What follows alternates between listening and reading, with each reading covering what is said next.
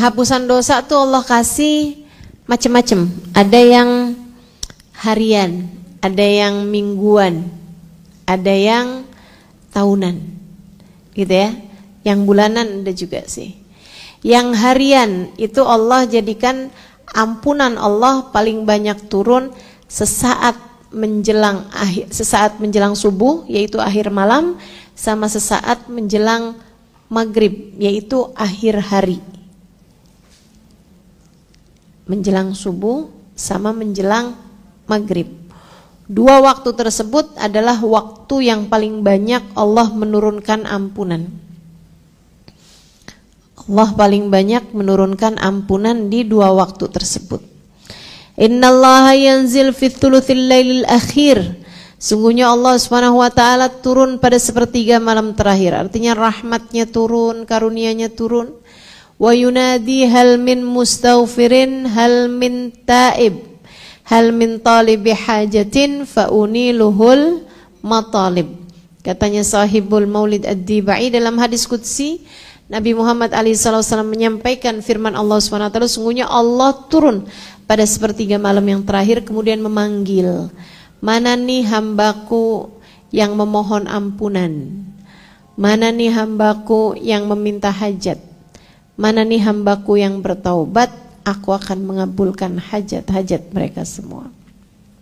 Jadi turunnya ampunan harian itu paling banyak di jam-jam seperti itu, jam jelang subuh sama jam jelang maghrib, ampunan harian. Bahkan juga dalam hadis yang lain Nabi Muhammad menyebutkan tentang as-salah ila salah kafarah lima bainahuma. Dari satu sholat ke sholat yang lainnya juga ngapusin dosa di antara keduanya. Jadi saat subuh nih, ngapusin dosa antara isya ke subuh. Kamu mungkin ngerjain dosa-dosa kecil ini itu gitu. Datang waktunya duhur kamu ngerjain sholat. Nah, sholat duhurmu ini ngapusin dosa. Dari mulai duhur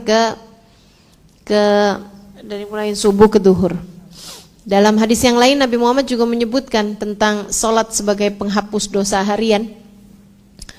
Katanya Nabi Muhammad SAW, mathalus sholawat kamathalin nahri bibabi ahadikum yaghtasil minha khamsa marrat hal yabqa fi daranihi syai'.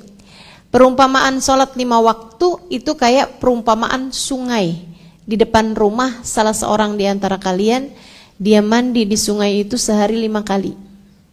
Apakah tersisa bagi dia dosa-dosanya? Sahabat bilang, la ya Rasulullah, enggak wahai Rasul. Apakah tersisa kotorannya kalau orang mandi sehari 5 kali? Saya aja mandi kebanyakan sehari sekali sih. Kalau berasa agak enggak enak barulah 2 kali gitu. Segitunya aja saya berasa bersih. Gimana yang 5 kali? Ya kan? Nabi Muhammad cerita perumpamaan sholat kalau dikerjakan dengan benar atau sekurangnya berjamaah lah ya. Nah itu katanya Nabi Muhammad seperti perumpamaan sungai di depan rumah salah seorang di antara kalian, dia mandi di sungai tersebut sehari 5 kali. Kira-kira ada dakinya enggak tuh tersisa? Enggak wahai Rasul, kata para sahabat nih. Kata Nabi Muhammad, demikianlah dengan sholat. Ketika seseorang mengerjakannya sehari 5 kali, maka insya Allah tidak tersisa dosa-dosanya. Dosa-dosa kecil, ya, dan dosa-dosa antara kita sama Allah. Kemudian ada penghapusan dosa untuk mingguan. Kata Nabi Muhammad, al-jum'ah ilal jum'ah kafarah lima bainahuma.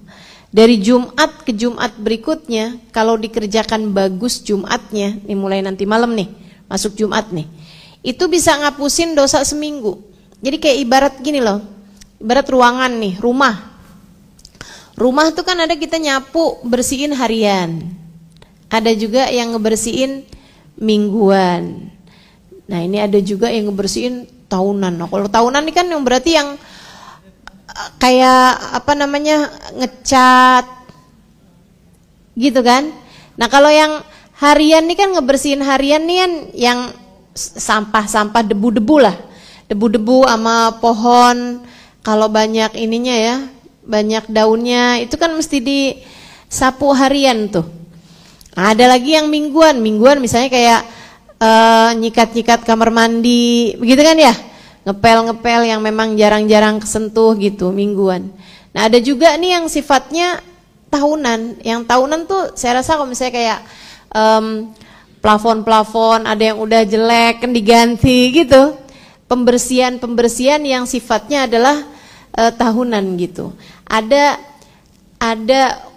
kerusakan atau ada kotor-kotor yang nggak cukup dengan disapu, nggak cukup dengan dipel. Disitulah fungsinya Ramadan. Ramadan ila Ramadan kafarah lima bainahuma. Dari Ramadan satu ke Ramadan yang berikutnya menghapuskan dosa di antara tengah-tengahnya. Ini nih, dosa-dosa yang bandel-bandel nih, kalau kamu datang ke Ramadan dengan sungguh-sungguh, insya Allah Ramadanmu akan yarmadud dunub, akan menjadi penghapus dosa kita, sehingga kalau Ramadannya benar dijalankan sampai dengan akhir Ramadan, kayak katanya Nabi Muhammad, man shama Ramadan wa qamahu imanan wa ihtisaban kharaja min dzunubihi kayawm waladathu ummuh.